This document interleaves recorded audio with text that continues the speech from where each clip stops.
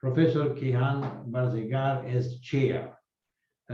You must understand that chair is just a very polite way in which we are putting you to do a very tough work, to be very tough with the speakers.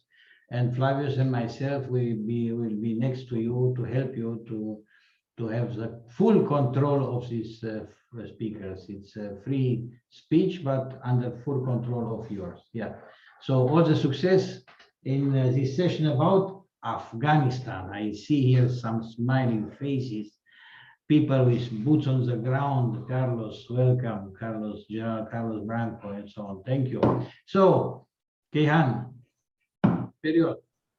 Well, thank you very much. It is a privilege to moderate this panel. Thanks to you, Flavius, and Dr. Murishan, for giving me this chance to moderate this session. Everything started from the sudden and nightly withdrawal of the US forces from Afghanistan that gave the country to the Taliban. Of course, the Americans were in the process of talk with the Taliban, since 2019, and they, behind the scene, negotiated with the Taliban. We don't know what happened to that, but the impact is this: the end of the American moment on the field and grounds of the regional crisis. I think this has impacted a lot on the regional politics and global politics, because the Taliban has been known as a force that implied terrorism, violent actions, acting against women's rights and human security matters. And suddenly we are dealing with a regime in Afghanistan that is totally different from the conventional government in the world. We are dealing with a regime that is in substance different. It does not have any experience of governing. It does not have political and diplomatic experiences. It does not have been in the process of a state building or nation building, all the things that we in the international politics and regional politics see that are of significance. As I mentioned in my presentation, we have two approaches in dealing with the Taliban. First is human security approach that goes to how to deal and recognize the Taliban. This is the first challenge. The second issue is geostrategic approach. Although the states, either regional or extra-regional powers, do not have the tendency of recognizing the Taliban, because the Taliban is unpredictable in governing Afghanistan. However, I see a great deal of negotiation and expanding relations with the Taliban already. China, Russia, Iran, Turkey, Saudi Arabia, even America behind the scene have their own specific way of dealing with the Taliban in the context of their geostrategic interests. But right now, the challenge is that how the Taliban could establish a kind of inclusive government. This is what the world is trying to see. And the world is confused how to deal with the Taliban. Just about Iran, it was yesterday that there was a clash, border clash, between Iran and the Taliban, because the Taliban is not a professional police border force. And there was this kind of fire exchanges. Of course, it is quiet. But I gave this example to say that the Taliban's understanding of a conventional government is different of what we are seeing in the world. Therefore, we are dealing with a new force with different format, different political structure, different cultural way of governing the state, and different way of dealing with the public opinion or the media. Now, We have a variety of, excellent speakers from different countries that can shed lights on two perhaps important questions: how to deal with the Taliban first, and second, how the Taliban presence impacts on the regional politics and global politics. We have speakers from, Portugal, Pakistan, Indonesia, Romania, and of course, I talk a little bit about Iran's position just now, if you allow me, because there was another speaker who is not present. Iran's formal policy towards Afghanistan is to establish an inclusive government. Of course, it is quite aware of the fact that this inclusive government might not be possible, because the way the Taliban see the conventional government is different from that of us. But at the same time, Iran is managing its relations with the Taliban to lower the cost of containing the Taliban in a direct engagement or military engagement. And of course, Taliban is anti-Daesh. We have a Daesh of Khorasan, as we call, which is anti-Iranian forces, anti-Shiite forces. Taliban can counter that force. And of course, Taliban is anti-American. Iran is happy America is withdrawn already from Afghanistan. And at the same time, of course, there are other challenges like immigration, like the Afghans who are resided inside Iran. They are forcing the government of Iran to not recognizing the Taliban, and at the same time, drug issues, climate issues, environmental issues, all the human rights issues that we are dealing with that. But still, Iran is in the process to how to deal with the Taliban, and it's waiting to see how the Taliban forces are behaving in Kabul. With this introduction, I start to get some, different views. I start from General Carlos Branco from Portugal. General, please, you start. We know about your CV. Your CV is in the agenda. So just to start, please, we go ahead with that. Thank you. Thank you so much. Good morning, everyone. I would like to congratulate MEPE and Euro Defense Romania for organizing this important conference, and thank for this kind invitation. A big hug to my best friends, Flavius and Livio. I salute the members of this panel, most notably our chairman, Professor Kayhan BARZEGAR. A great pleasure being here today with all of you.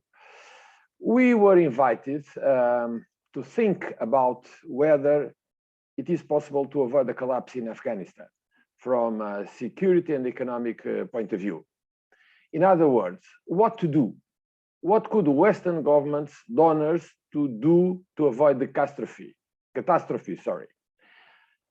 Afghanistan is on the brink of becoming the world's worst humanitarian emergency. If nothing is done, millions of civilians without access to basic needs and food will be in dire straits. Well, to be more precise, they are right now already in dire straits. As you know, 40% of this year harvest is lost due to the drought. The economy is in ruins. Millions of Afghans are suffering from a lack of food and other basic needs. I mean, nearly 23 million people need urgent food assistance. I will not elaborate on the dramatic situations Afghans are living in, as I believe it is well known of all of us. The first international responses after the Taliban takeover, I would say, were not very encouraging. The sanctions regime and the freezing assets imposed after 15 August 2021 aggravated the already desperate situation, started much before the Taliban takeover. The consequences of those decisions are dramatic. Let's not forget that Afghanistan was since 2001 a rentier state with a heavy dependence on external assistance. Among other decisions, we mean the suspension of $9.5 million of Afghan assets frozen by the US government, the $400 million earmarked by the IMF to Afghanistan to mitigate the consequences of the COVID, and other institutions that are under the control of the US, and they had a very timid reaction to this support of the new regime. In addition to this, the EU declared the intention to assist Afghanistan in the amount of 1,000 million euros, but so far no money arrived in Afghanistan. Therefore, international assistance is necessary, urgent. And the interrogation is how, in which terms, this international assistance could be conducted. This seems to me the central question. We should find answers to trigger a useful debate. At first place, I would like to recall that the Taliban are ingrained in the Afghan society. They are not going to disappear. And therefore, Western governments should not ignore them. They are the unavoidable interlocutor. Western governments should not repeat the mistakes done in 2001 when they excluded Taliban from the Bonn negotiations on the future of Afghanistan. Despite the dramatic humanitarian situation Afghans are living in now, Western governments have engaged with the Taliban mainly to discuss short-term issues, afraid that these conversations could be confused with recognition of the new regime. I understand that the capitals may fear their actions, risk being confused with granted legitimacy to the Taliban. But this approach is short-sighted and shows a lack of long-term strategic thinking. So far, international players have been concerned with granting their staff access to remote places for provision of aid and with evacuations of their citizens. But they were not able to move from short-term issues and start establishing a long-term strategic dialogue with the Taliban. It seems to me that prejudices are prevailing in detriment of pragmatism. The decisions on Afghanistan should not rest on support versus recognition of the Taliban. It is a much more complex issue. Providing just humanitarian assistance and basic needs is a short answer for such a challenging task Afghanistan is going through. The Taliban regime needs to play a role in this situation, and for that, it requires financial assets. Western governments plan, if a plan exists, should not consider the possibility of putting the regime aside, looking at international organizations delivering food and blankets. It must be heavily engaged. But to make it happen, it is necessary to change the sanctions regime and assets freezing policies adopted so far. This is my view. Some relaxation of sanctions and in unfreezing of funds is needed without linking it to a recognition of the Taliban regime. It's not wise to establish a direct link between, on the one hand, sanctions and assets freezing, on the other hand, the regime's recognition. And the same applies to link sanctions and financial freeze to government inclusiveness and human rights protection, hoping this could put pressure on the Taliban and change their behavior, expecting that a backward and retrograde group, winner of a 20 years war, could overnight give up of their core principles. This for me is just wishful thinking. An evolution on these fields will be the result of a long-term social transformation process. And it could be good that Western governments acknowledge and act accordingly. It should be convenient to start right now a long-term process, a political process linking assistance with progress in other domains, human rights, and others. At the medium and long term, international actors must think about economic recovery, which is now compromised by the lack of financial resources. It seems wiser to adopt a selective and conditional support, depending, of course, on Taliban behavior. And this means a temporary alleviation of assets freezing and economic sanctions and great assistance to the Taliban regime. As Eric Geisten, the head of the Conflict Prevention and Sustaining Peace Program at the United Nations University Center for Policy Research, underlined, each of the major international doctors involved, particularly the US, needs to shift gears from crisis response modes and starting taking steps to craft policy positions that allow for long-term engagement with an Afghan that is governed by the Taliban. She also proposed the creation of a testing period for the Taliban by sunsetting the relaxation of sanctions and financial freezes, underlying the need of a compromise and to help avert the immediate crisis, setting at the same time a time limit on these measures. She suggested 6 months.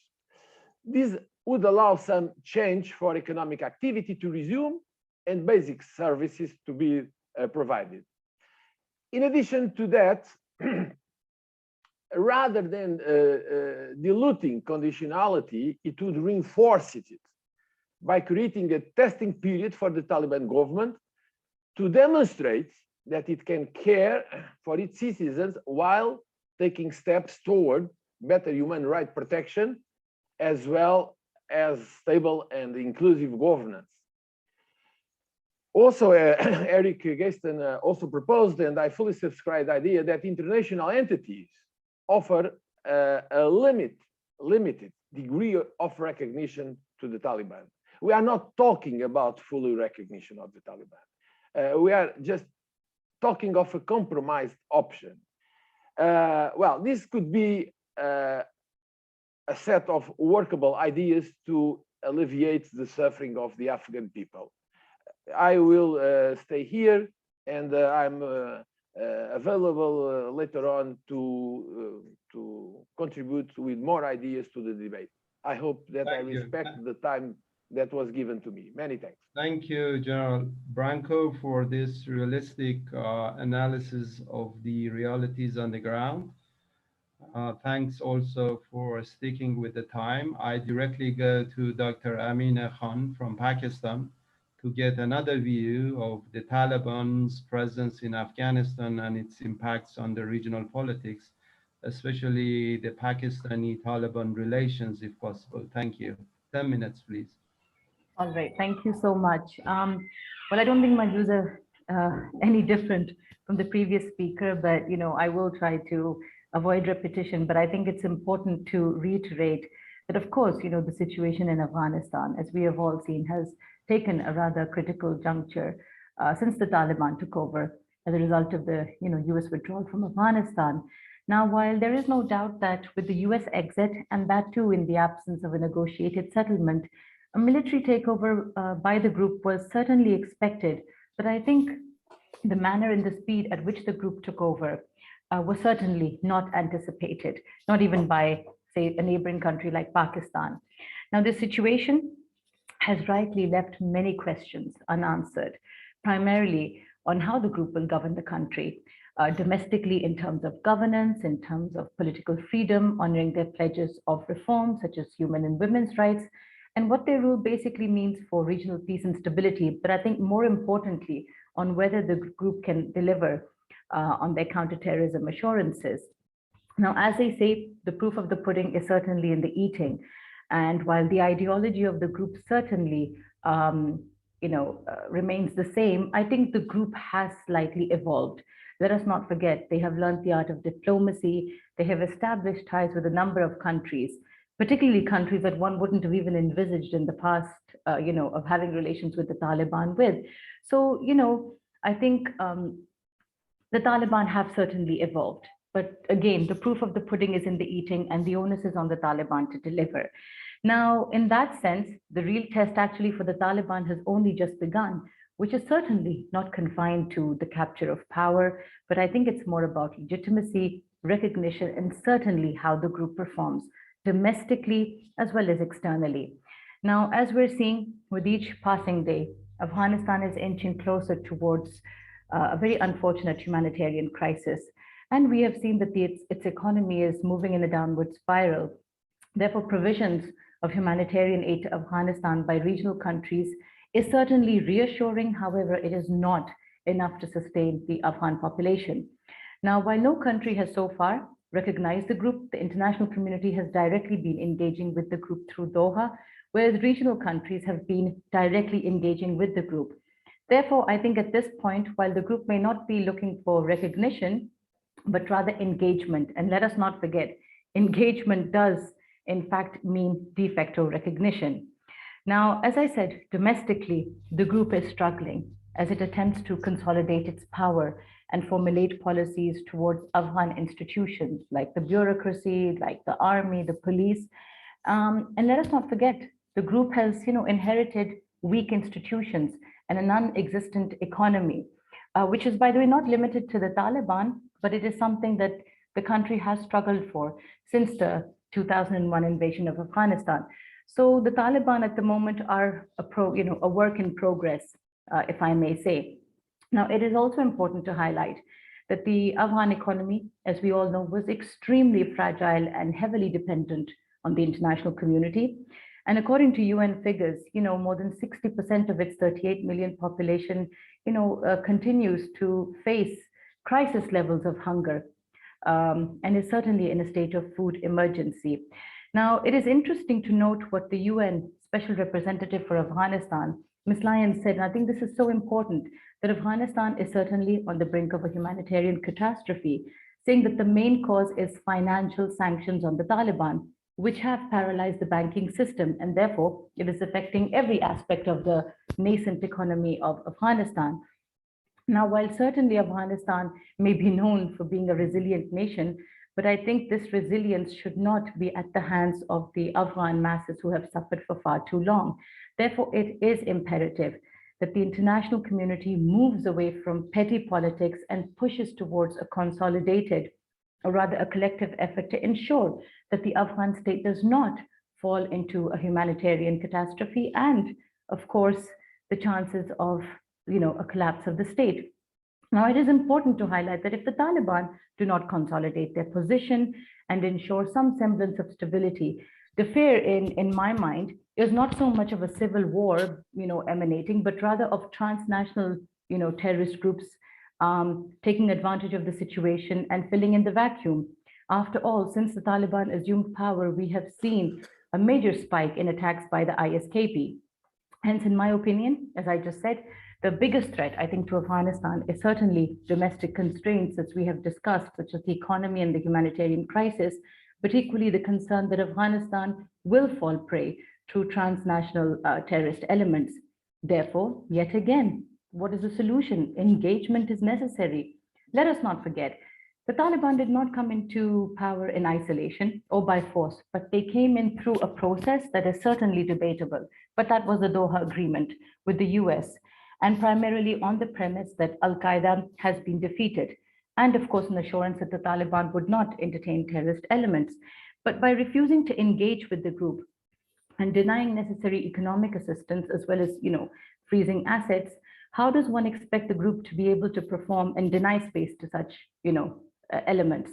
Therefore, these are important questions that need to be viewed through a much broader lens, I think, and not again limited to political limitations. And again, here I would like to highlight what Ms. Lyons said, because again, it is important that Afghanistan's collapsing economy is heightening the risk of extremism. So therefore, it is again important to highlight that the US has a responsibility to fulfill. Washington certainly legitimized the Taliban by signing the Doha Agreement. Therefore, instead of shifting the blame on regional countries, it is imperative that they ensure that the country does not, it doesn't collapse, and that they continue to remain engaged with the Taliban in order to ensure that the Taliban deliver on their promises of reform. Now, we have seen regional countries come to the forefront to play a far more pivotal role in Afghanistan.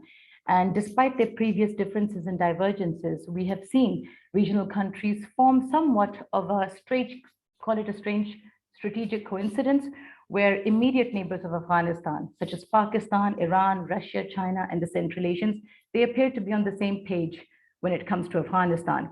And of course, this policy revolves around engaging with the Taliban, calling for an inclusive political setup, focusing on averting a humanitarian crisis, as well as curbing transnational terrorist groups, and of course, the illegal movement of arms and drugs. Now, while certainly there is a regional consensus, there is an issue. Which regional country can be viewed as that credible interlocutor that can play that role? And this is a question that I think continues to challenge regional countries. Now, here I think it is important to highlight, and this might sound like a cliche to many of our Western friends, but I think primarily the two countries that directly are affected from the situation in Afghanistan is Pakistan and then Iran. And I think I don't need to get into the history of how these two countries have had to face the consequences of instability in Afghanistan. But let me quickly just focus on Pakistan before I end my presentation. Now, a lot has always been said about Pakistan's role, and I guess this is not surprising because Pakistan has always been that very convenient scapegoat, whether it's been for the previous Afghan government or even the international community. Now, look, Pakistan's relationship with the Taliban has been known. So has its stance. And while Pakistan's policies may have been contradictory and vague in other aspects, in this particular aspect, I think the policy has been extremely consistent, which has been that there can be no solution in Afghanistan unless there is a negotiated settlement, and that too with the Taliban. It is unfortunate that it has taken more than 2 decades for the international community to come to this particular realization. Now, it is also important to realize that, yes, as I said, Pakistan has a relationship with the Taliban, but then so do other countries within and outside the region. And as I said in the beginning of my talk, the Taliban have grown as a group. They have certainly learned the art of diplomacy. They have extensively, and they continue to extensively engage with the international community. And for me, that entails de facto recognition. Moreover, another important point is that the group has other means of support and is not dependent on one particular actor. Therefore, putting the onus of the future on Pakistan, I think is naive, if I may say. Pakistan's policy is very clear. Since the Taliban took over, Islamabad's policy has directly been guided by a regional approach, where Islamabad again has been calling for an inclusive political setup, pushing the government, the new dispensation in Afghanistan, to honor the commitments of human and women's rights, and of course, more importantly, that the soil should not be used against any country, and more so regional countries. And I think this is a welcoming development, and this policy of Pakistan should be continued, primarily because of the historical baggage we have had in Afghanistan. Now, while sticking to the regional approach, I think in due time, it would be equally necessary for Pakistan to focus on the bilateral front too, by focusing on other areas of the relationship that were largely ignored during the previous Afghan dispensation. And I think this can be done by focusing on, entering into a strategic partnership agreement with the new dispensation, which is something, by the way, that Pakistan wanted to do even before, but unfortunately, there wasn't enough support from the other side. And again, this is not limited to Pakistan. The previous Afghan governments have signed strategic partnership agreements with India as well as Iran separately. Now, I think it's important to realize that while the blame game can continue, the fact is that Afghanistan needs to be viewed as a collective and a shared responsibility. And one hopes that now that the Taliban have been given a chance, that they deliver. And this is important that they focus on establishing an inclusive, a responsible, and an accountable government, and one that certainly serves the Afghan people. And I think the group needs to realize that if they do not deliver on their pledges of reform, it will lose the support and the recognition it so badly needs from the international community, but more so from regional countries to legitimize their rule. And here again, the onus does lie on the Taliban. They have to consolidate their power. But at the same time, I think the onus also lies on the international community, primarily the Americans. Because again, this is so important, and I feel that the international community often ignores that the Taliban came in through a process. Therefore, it's contradictory to say that we're not willing to, unfreeze the assets of the Afghan state because, we're concerned that the money will go into the hands of terrorists. But if that's the case, then the same agreement was signed with those so-called terrorist group rather, that is in power. And I'll just end here by quickly trying to answer what was asked of me regarding, the possible talks that are going on between the TTP and the Pakistani state. Certainly, as I said, Pakistan is holding the Taliban accountable, as are all regional countries, that its soil should not be used against Pakistan, because we have seen the TTP operating from Kunar and Nuristan and other areas of Afghanistan's soil. The process at the moment is extremely fragile. A ceasefire has been announced, but I think it is wrong to refer to the talks with the TTP as a peace process, because it's too early in the game. And I don't think we should equate the TTP to the Afghan Taliban, because the agendas are completely different. But yes, we hope that the Taliban again will honor their commitments and ensure that they do not support any sort of anti-Pakistani elements, because as I said, Pakistan, I think more so than Iran, because of the amount of refugees that Pakistan has traditionally hosted and continues to host, has far more to lose. And again, it's not a cliche, believe me, Pakistan has far more to gain from a stable Afghanistan, and certainly far more to lose if the situation spirals out of control. I think I'll end here. Thank you. Well, thank you very much, Dr. Khan. This was very informative. We saw that how much the issue of containing the Taliban and refraining them from spreading instability is the concerns of all the states, neighboring states. But thank you very much. We had a speaker from Indonesia, Dr. Aliha, who has not been able so far to connect with the webinar. Might be later, but we go directly to Professor Silvia Nate from Romania, perhaps, giving us a Romanian perspective or a European perspective about the Taliban would be beneficial at this moment. There is a question about that also, that later I refer to that.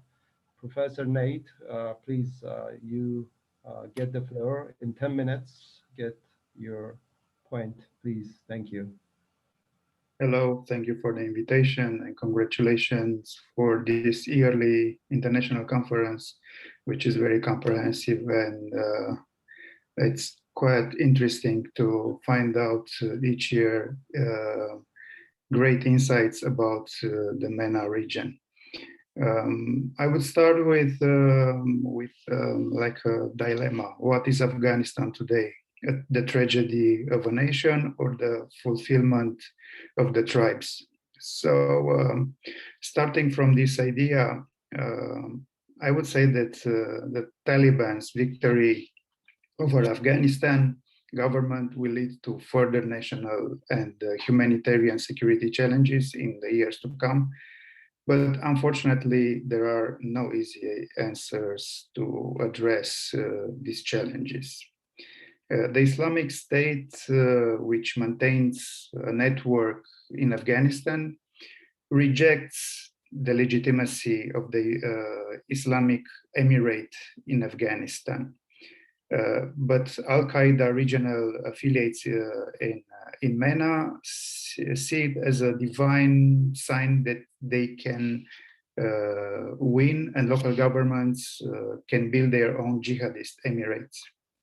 Therefore, The Islamic Emirate of Afghanistan's interactions with other nations and international institutions will most likely continue to serve as a model for jihadists around the world. We should be clear about the nature of the Taliban Islamic Emirate. It is an authoritarian regime that will impose strict laws to the Afghan people. The Taliban and Al-Qaeda have been fighting for 2 decades to impose a version of Sharia, and this is a fundamental part of the Taliban and Al-Qaeda belief system, unwilling to compromise, at least from my point of view. What could be said about the new terrorist phenomenon in Afghanistan? Both the Taliban and Al-Qaeda offer recognition as the Islamic Emirates top leader, Haibatullah Akhundzada, Emir of the Faithful, an honorary title usually reserved for a Muslim caliph. Ayman al-Zawahiri, who leads the global Al-Qaeda network, has sworn a promise of loyalty to Akhundzada, claiming him as the only legitimate religious leader on the planet. In other words, the Taliban regime is not an ordinary nation state. Zawahiri himself described the emirate as the core of jihadists to restore the caliphate according to the prophetic methodology.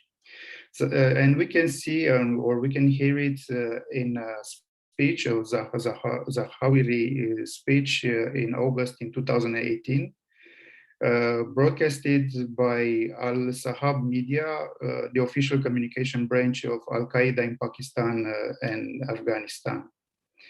The optimism of some suggests that the behavior of the Taliban may be influenced as if socioeconomic concerns will outweigh their deep religious beliefs.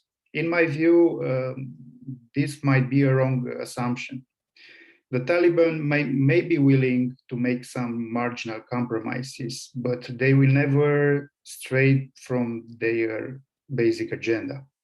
There is no reason to believe that the Taliban will ever do that. This cruel reality must be told as the world tries to use various tactics to persuade the Taliban to moderate their behavior towards women, religious and ethnic minorities, and other Afghans who do not share their religious beliefs.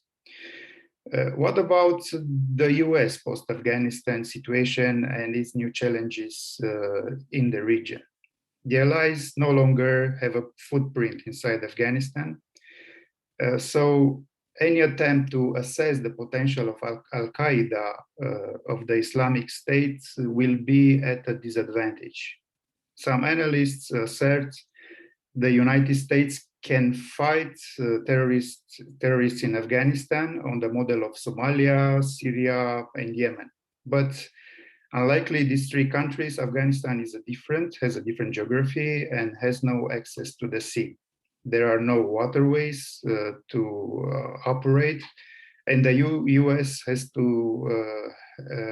has not deployed military bases in the neighboring countries. Moreover, some of Afghanistan's neighbors are hostile to any US presence in the region. Also, I would like to bring into discussion the hearings in the American Congress. 3 top US generals were heard in the American Congress. Secretary of Defense Lloyd Austin, Chief of Staff General Mark Milley, and CENTCOM Commander General Frank McKenzie. The 3 generals agreed that the bilateral withdrawal agreement between the Trump administration and the Taliban had fatally undermined the Afghan government. However, the generals reached to this position a little bit late because the US military signed an unrealistic peace process with the Taliban. Therefore, a legitimate question arises. Does President Biden's decision to withdraw US troops from Afghanistan credit a new 9/11? Let's see what would be the preliminary regional effects. The international community has frozen the assets of the old Afghan government, and international assistance will be provided on the basis of progress in recognizing the new government. The Taliban have some support and assistance from Russia, China, and Pakistan. Terrorist coordination will take time, and the United States hopes to work with the new government to extract intelligence on new terrorist actors, which has been preferred to local deployment of major financial costs.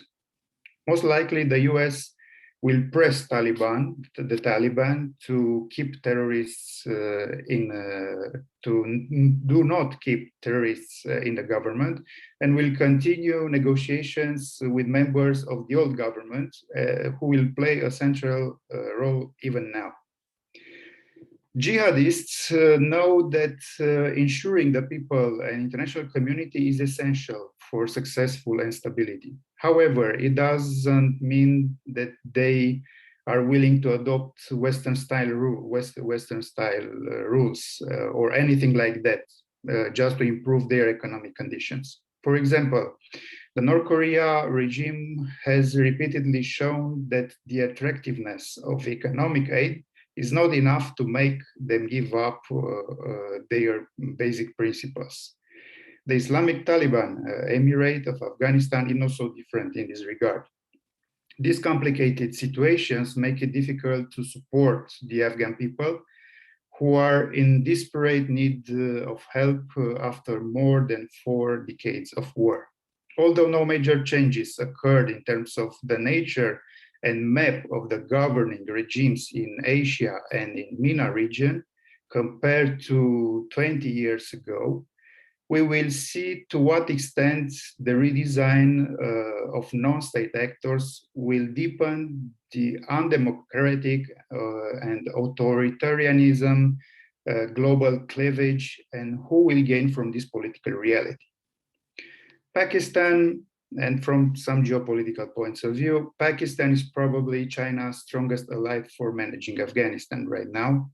And China is likely to rely on Pakistan to ensure that Chinese regional projects are secure.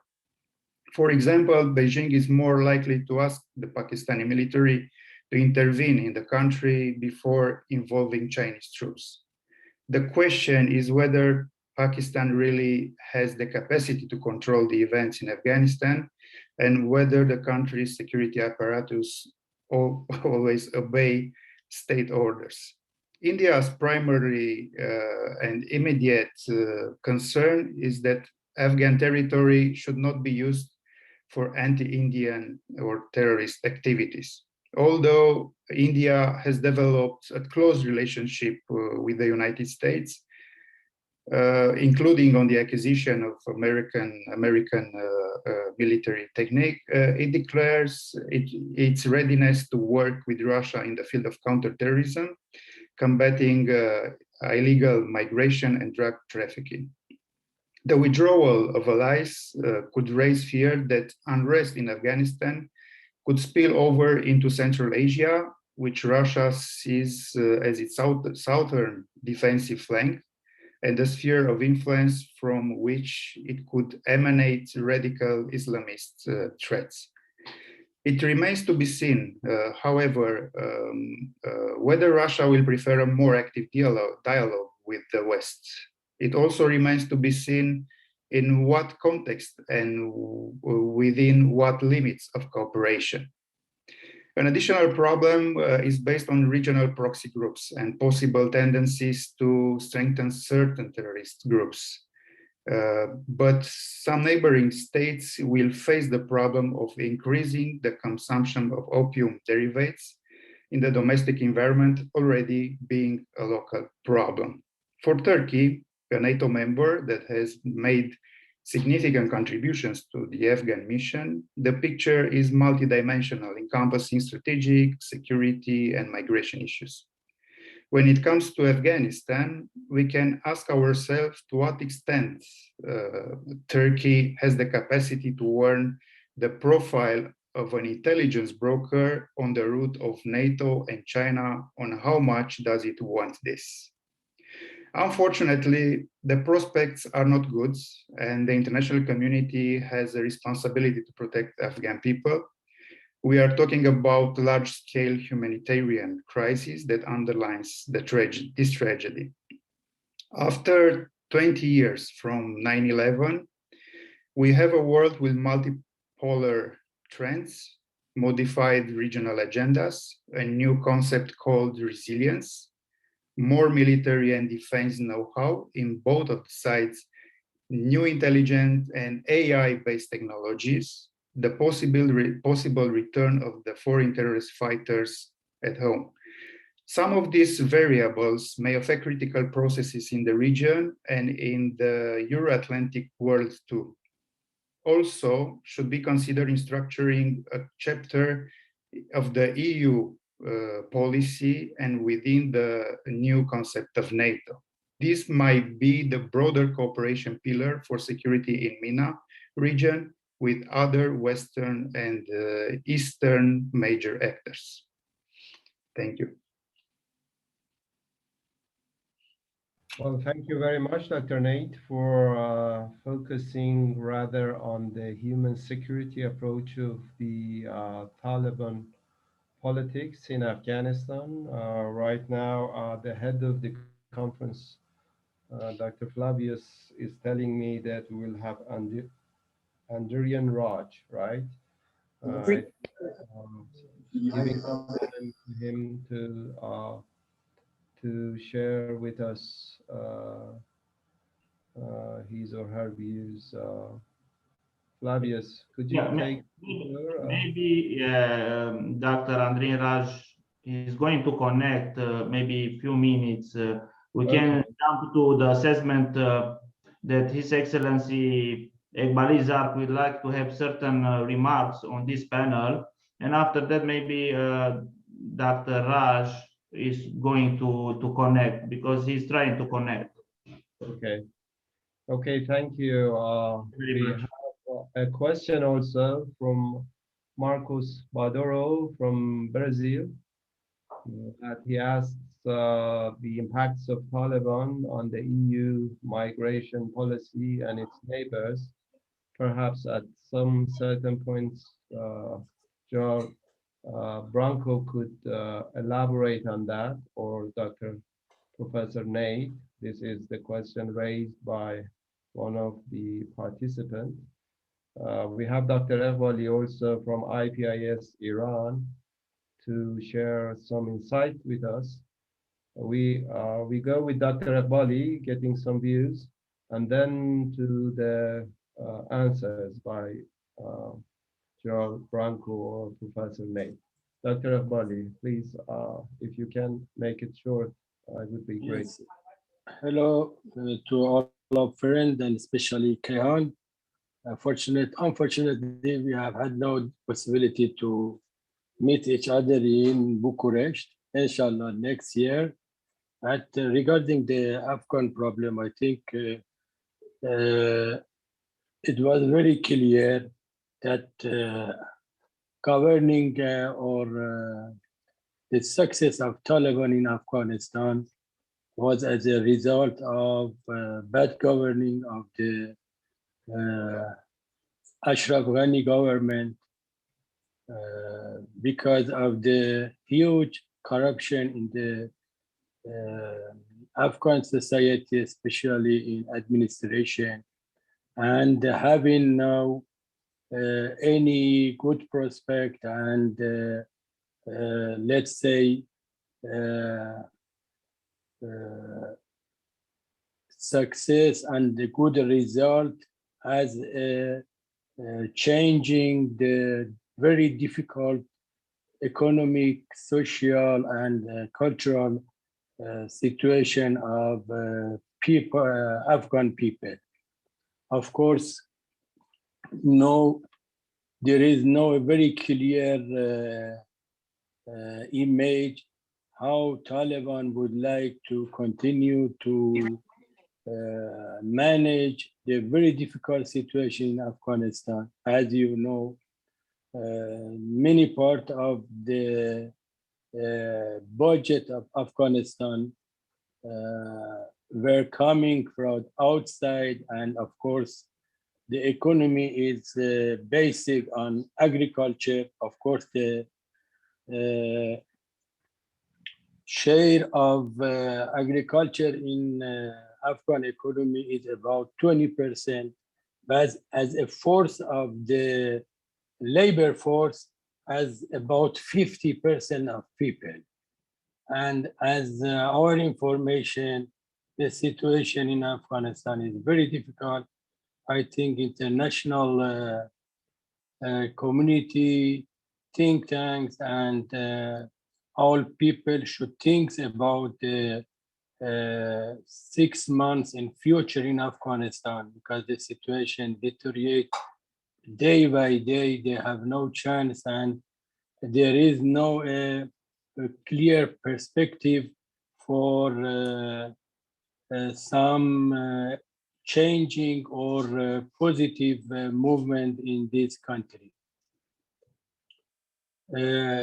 Because of that, I think the role of all think tanks, international institute, and of course neighbor country is more and more things to Afghan people, because they are in very bad condition. Many of them are trying to leave country but have no any possibility. The single flight from Kabul only is in Iran, and of course Iran have no capacity to receive or to host more Afghan refugee. We have about something about 3 million of refugee. I think here European Union and of course European countries should play a positive role to help this process, because if the situation deteriorates in Afghanistan, that means will be increased the influence of migration. As we say, this is a very important and significant challenges now in European countries, mainly in border of Belarus and Poland. Thank you for your kind attention. We pray for a better and let's say good situation for people of Afghanistan, and of course for people, all people around the world. Thank you for your kind attention. Thank you, Dr. Wali. To follow up with this transfer of population from Afghanistan through Iran to the Levant and to Europe, then we have the question of how this impacts on the EU migration policy. And this goes to Dr. Branco and Dr. Nate, if possible. Each of you 2-3 minutes, elaborate on that. Thank you. Dr. Branco first. Yes. Yeah. Thank you so much. Actually, I do not have much information on that. As far as I know, there is a EU migration policy, but there is no specific EU migration policy to the specific case of Afghanistan. What I can tell you, there are a couple of thousands of Afghans living in several countries in Europe, for instance, in Turkey and in Greece, in camps, refugee camps. Myself I was engaged in bringing some of these people to Portugal. Actually, quite recently, we were able to move roughly 100 people from Greece to Portugal, and there are also other countries receiving migrants. But we should separate what is events which result from the Taliban takeover, I mean people who are working with international forces and other very specific groups from a migratory movement. There are two different and separate issues, and to a certain extent autonomous, and they have to be dealt also separately. But again, just to conclude, as far as I know, and please, I hope not being wrong, there is not a specific EU migration policy towards the Afghan migrants. There is a EU migration, and they then fit into the general principles of that policy. Thank you.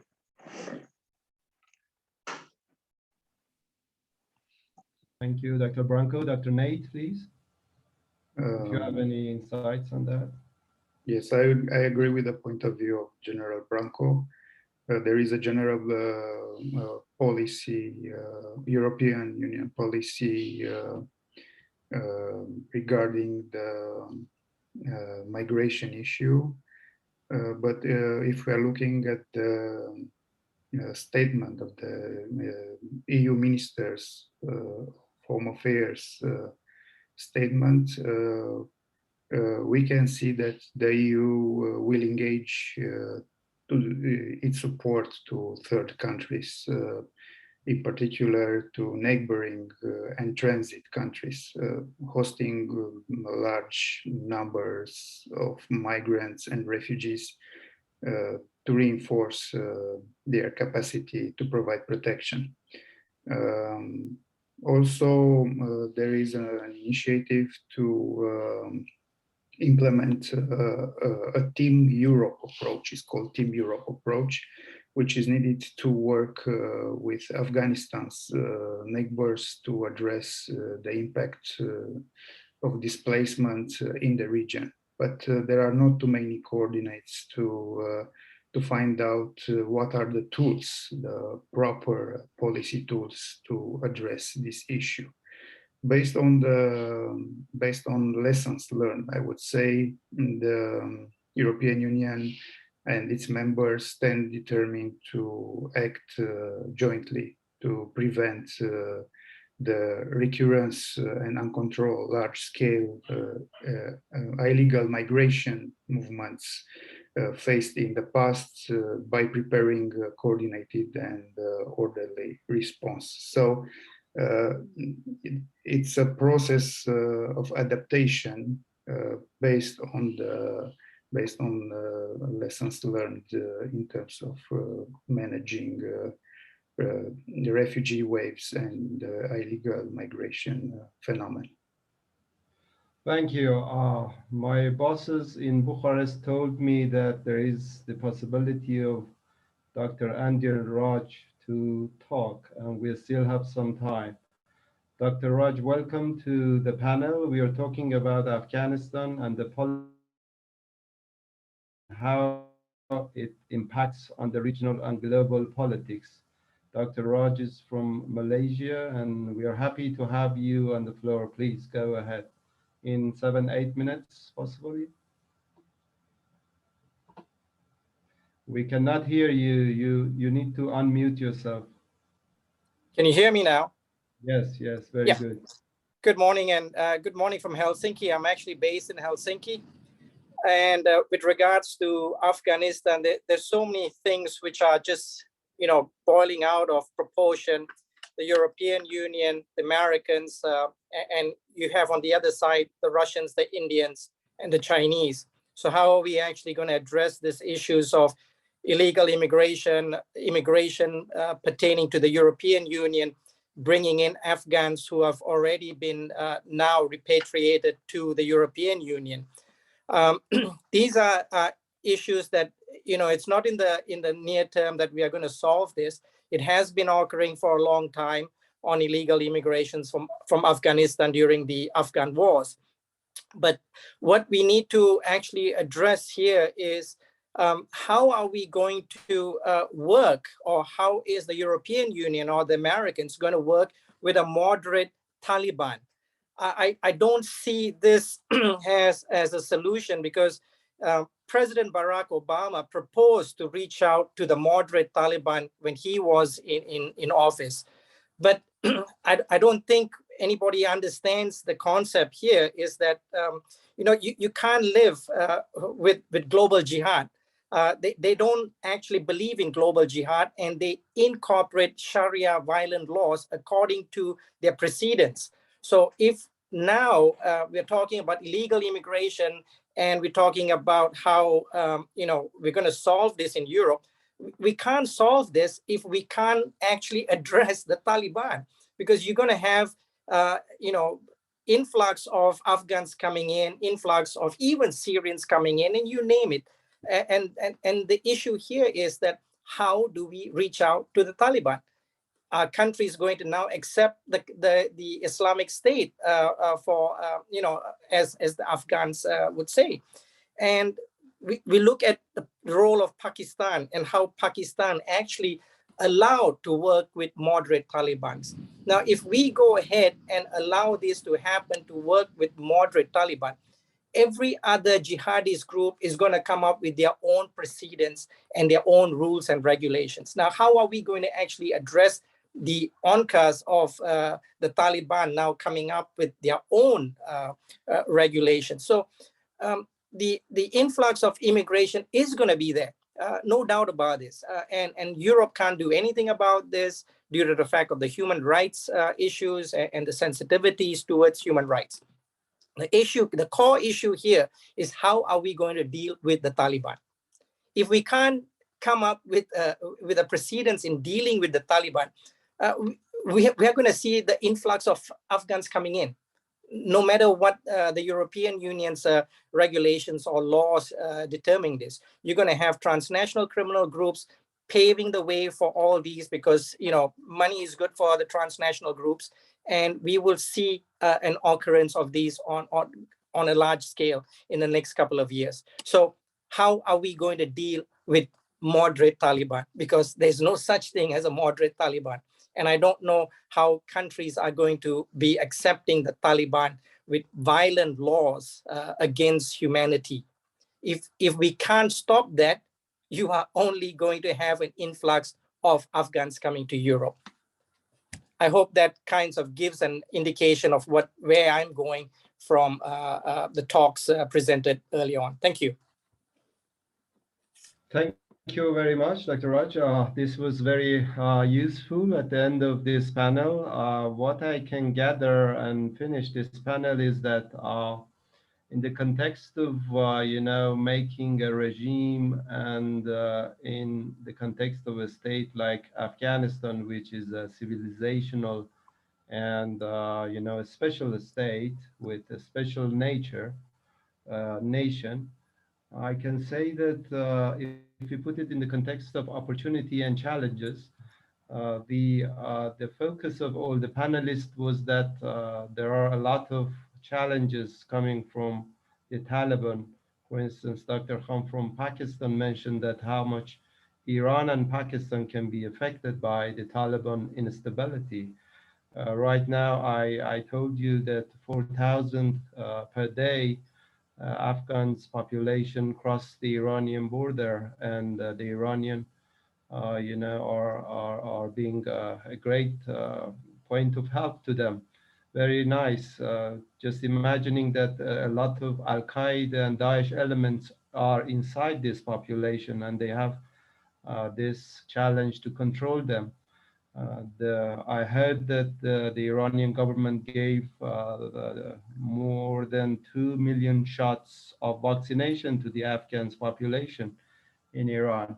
But again, I think there is the other side of the story, and that is that, the neighboring states and extra regional power have accepted the reality of the Taliban in Afghanistan, but they don't know how to manage it.